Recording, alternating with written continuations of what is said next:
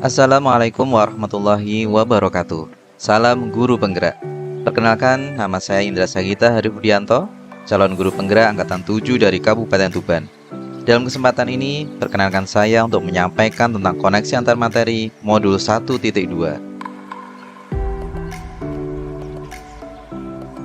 Dalam pendidikan guru penggerak ini, saya mendapatkan bimbingan oleh fasilitator Ibu Dr. Anda Pun Kumariati Endang Agustini, MMMPD, dan pengajar praktek Ibu Dr. Anda Muniroh.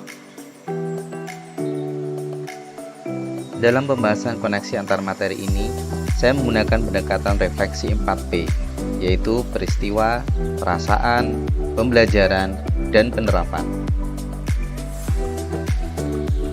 Pada P yang pertama, yaitu peristiwa. Momen paling penting dan mencerahkan bagi saya pada modul 1.1 yaitu tentang filosofis Ki Hajar Dewantoro, bahwa anak mempunyai kodrat alam dan kodrat zamannya masing-masing. Dan sebagai seorang among, tugas guru adalah menuntun anak untuk menjadi versi terbaik dari diri mereka. Untuk mewujudkan hal tersebut, maka seorang guru harus benar-benar memahami konsep trilogi Ki Hajar Dewantoro, yaitu Ing Ngarsa Sung Tulodo, di mana guru ketika di depan harus dapat menjadi contoh. Ing Mantio Mangun Karso, yaitu guru ketika berada di tengah harus dapat memberi semangat dan motivasi. Dan Tuturi Handayani, bahwa guru ketika di belakang harus dapat memberikan arahan dan dorongan. Momen paling penting dan mencerahkan bagi saya pada modul 1.2 yaitu tentang nilai-nilai dan peran guru penggerak, di mana seorang guru penggerak harus mempunyai nilai berpihak pada murid, mandiri, reflektif, kolaboratif, dan inovatif. Sedangkan peran guru penggerak adalah menjadi pemimpin pembelajaran, menggerakkan komunitas praktisi, menjadi coach bagi guru lain, mendorong kolaborasi antar guru, dan mewujudkan kepemimpinan murid. Sehingga untuk menjadi seorang guru yang ideal, maka harus benar-benar memahami bagaimana menjadi pribadi seperti yang diharapkan oleh Ki Hajar Dewantoro. Untuk itu seorang guru harus benar-benar tergerak, bergerak, dan pada akhirnya dapat menggerakkan yang lain. Pada P yang kedua, yaitu perasaan. Saat momen itu terjadi, saya merasa seperti bagaikan sebuah gelas kosong. Saya merasa seperti seseorang yang baru belajar tentang arti pendidikan secara hakikat. Banyak hal yang belum benar-benar saya ketahui, yang selama ini hal itu saya anggap tidak menjadi masalah. Ternyata hal tersebut adalah sesuatu yang sangat penting dan esensial dalam mendidik dan mengajar anak, dalam menuntun murid sesuai dengan kodrat alam dan kodrat zaman. Bagaimana pendidikan yang berhamba pada anak, yakni membebaskan anak dari segala ikatan, dengan suci mendekati anak, bukan meminta sesuatu hak, melainkan berhamba pada sang anak. P yang ketiga, yaitu pembelajaran.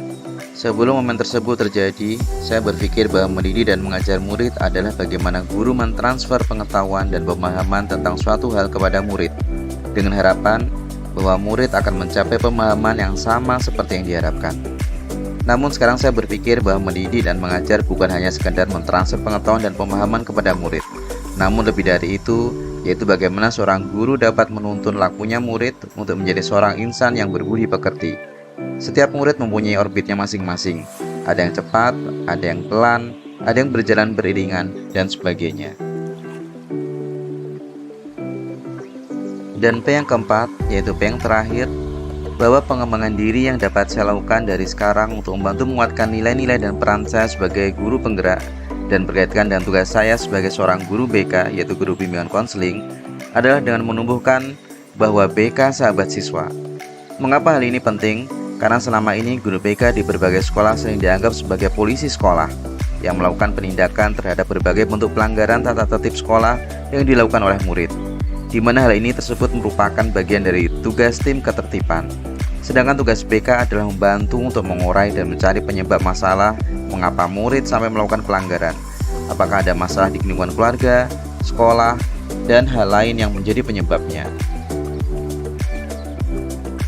Selain itu, hal konkret yang dapat dilakukan adalah bekerjasama dengan kepala sekolah selaku pemangku kebijakan di sekolah, rekan sejawat, baik guru BK maupun guru mata pelajaran, wali kelas, murid dan orang tua murid dalam menciptakan suasana pendidikan dan pembelajaran yang dinamis yang dapat menuntun murid untuk menjadi insan yang memiliki karakter, berkepribadian, dan berbudi pekerti yang luhur dalam rangka menuju profil pelajar Pancasila yang beriman, bertakwa kepada Tuhan Yang Maha Esa, berkebinekaan global, bergotong royong, mandiri, bernalar kritis, dan kreatif.